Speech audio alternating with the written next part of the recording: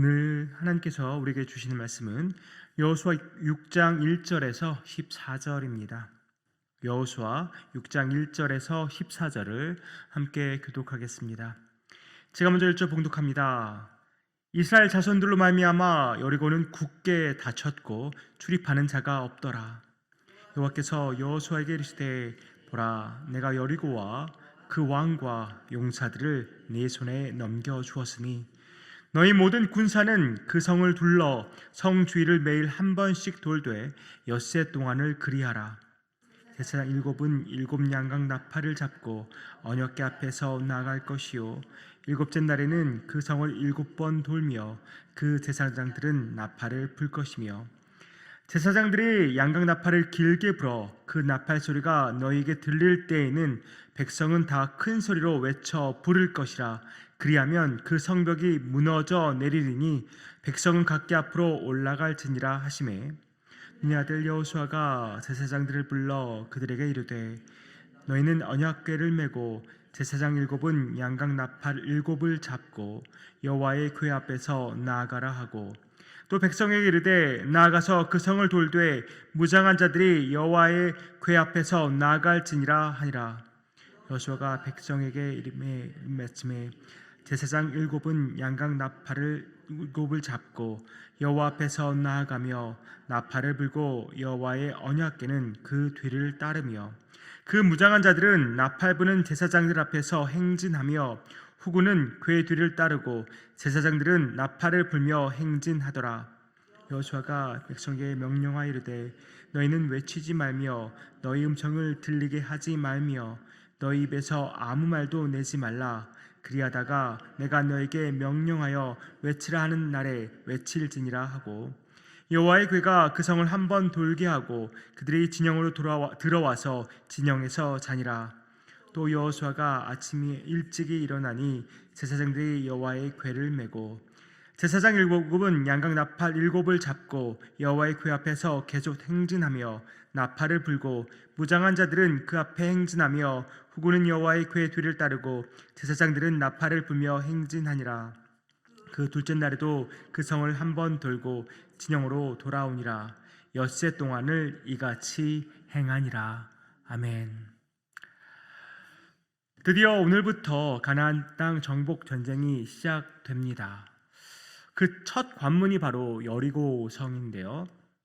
여리고 성은 아주 큰 성은 아니지만 아주 튼튼하게 지어졌다고 합니다. 그래서 오늘 1절 말씀처럼 굳게 닫히고 출입하는 자가 없다는 것은 고립되었다고 볼 수도 있지만 난공불락의 성임을 묘사하고 있다고 생각할 수 있을 것 같습니다. 지금 여리고가 이렇게 굳게 닫히고 출입하는 자가 없는 이유는 바로 이스라엘 자손들 때문이라고 1절은 말하고 있습니다. 라합이 전에 고백했던 것처럼 여리고 사람들의 마음은 이미 녹아내렸습니다.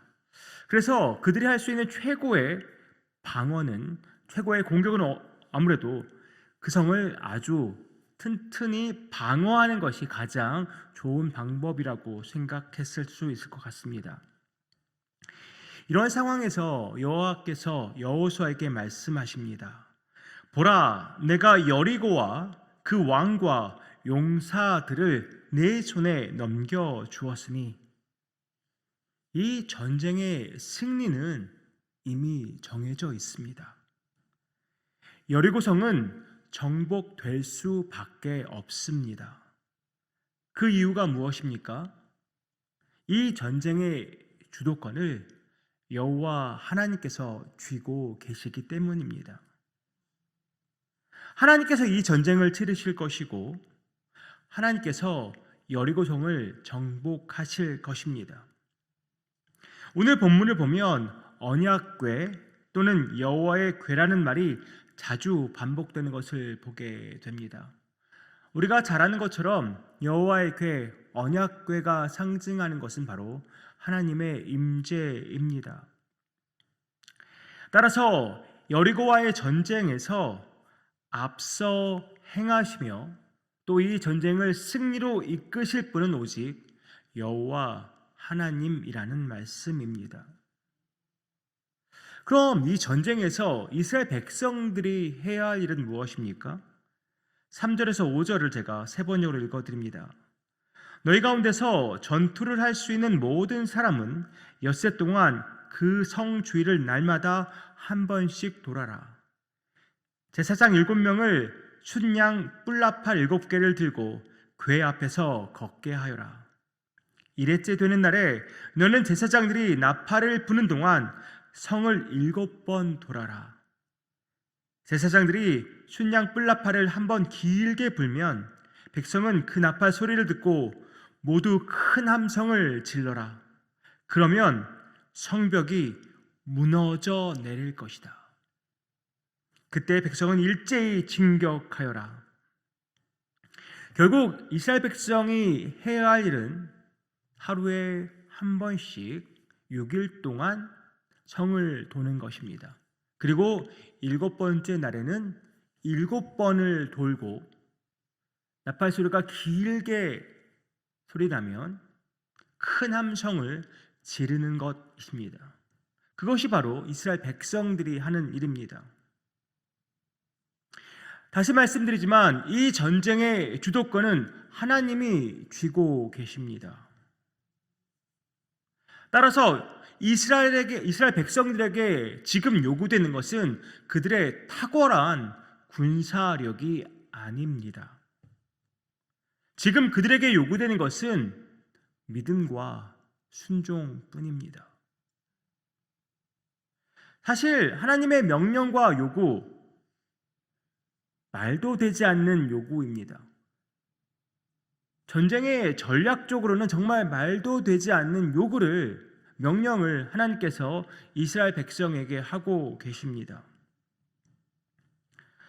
물론 무장한 군사들이 함께 성을 돌고 있기는 하지만 과연 갑작스럽게 여리고의 군대들이 나와서 그들을 공격한다면 과연 정말 효과적으로 그것을 막아낼 수 있을지 미지수입니다. 그리고 큰 함성을 지르는데 성이 무너진다? 이게 과연 가능한 일일까요? 아무리 소리를 친다고 한들 성이 무너져 내린다.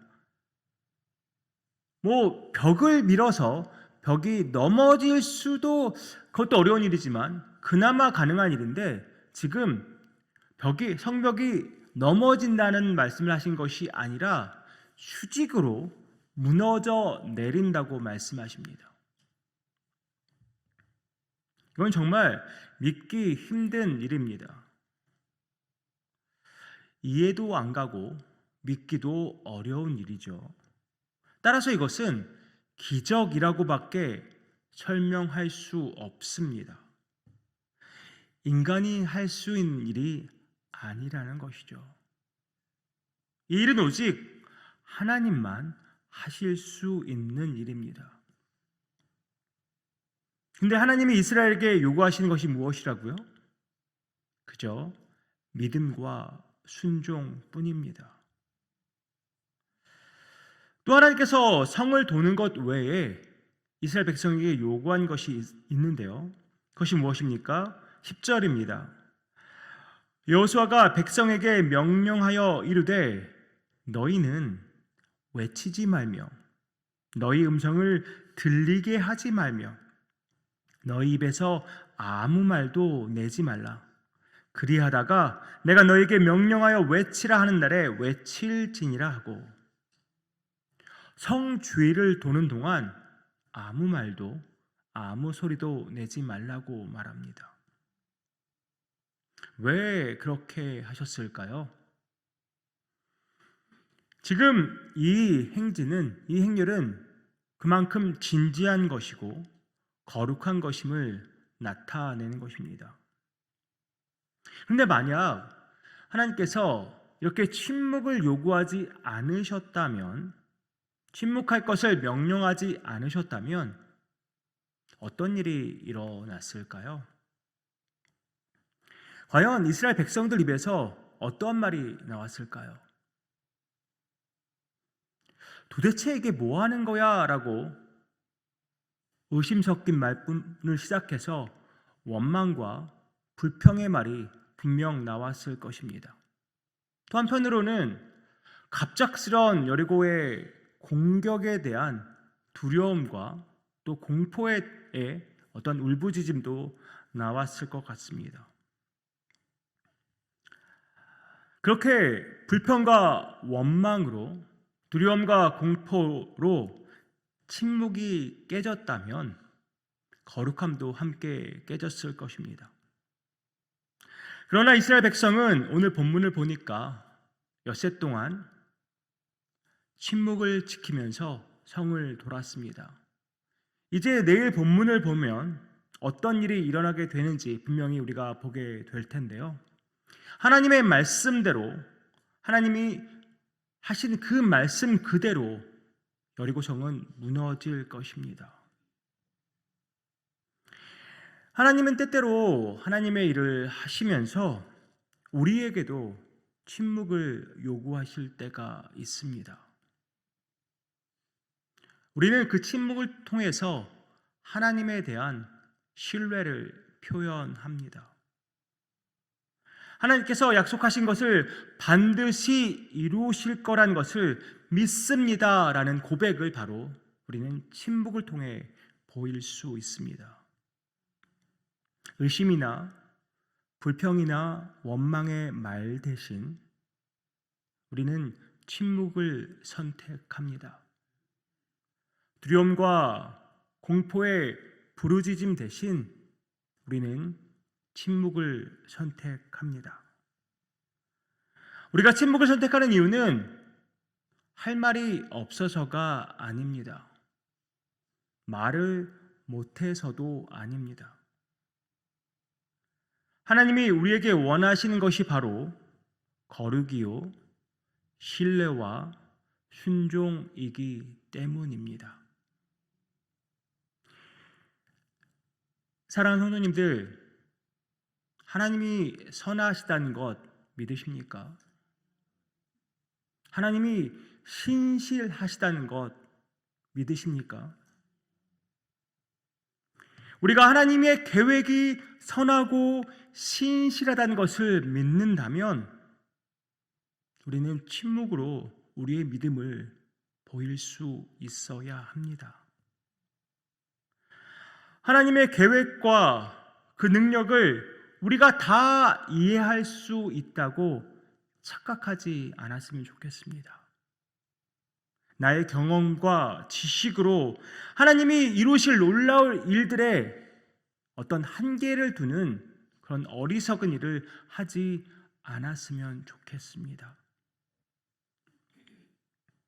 지금은 다 이해가 되지 않더라도, 지금은 받아들이기가 너무 어렵더라도 전능하신 하나님께서 이루실 그 놀라운 일들을 기대하고 소망하면서 침묵으로 우리의 믿음을 표현할 수 있으면 좋겠습니다.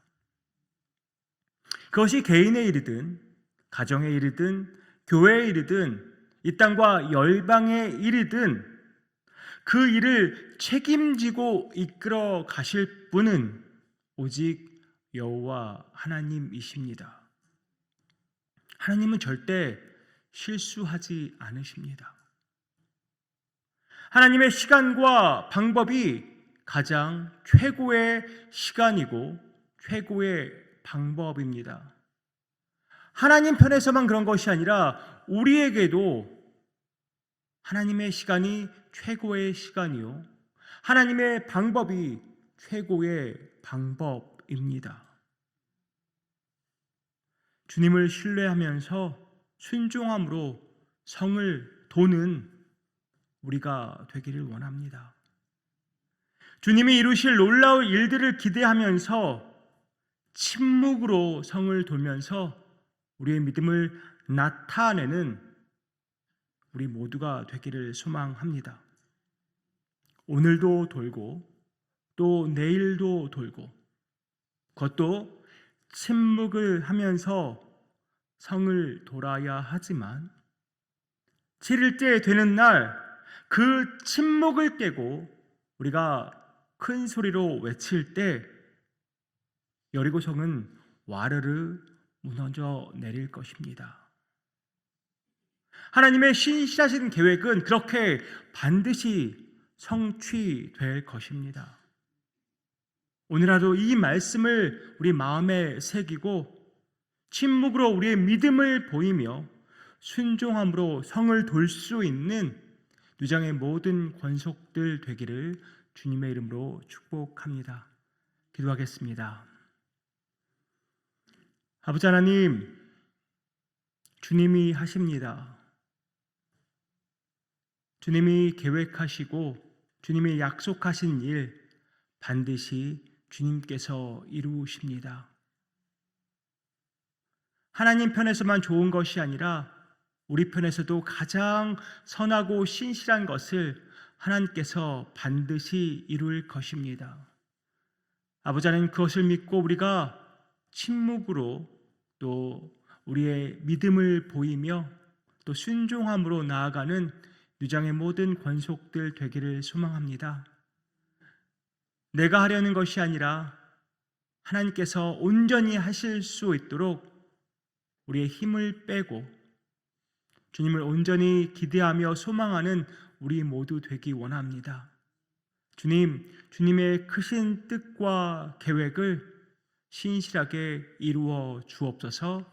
이 모든 말씀 예수 그리스도의 이름으로 기도하옵나이다. 아멘.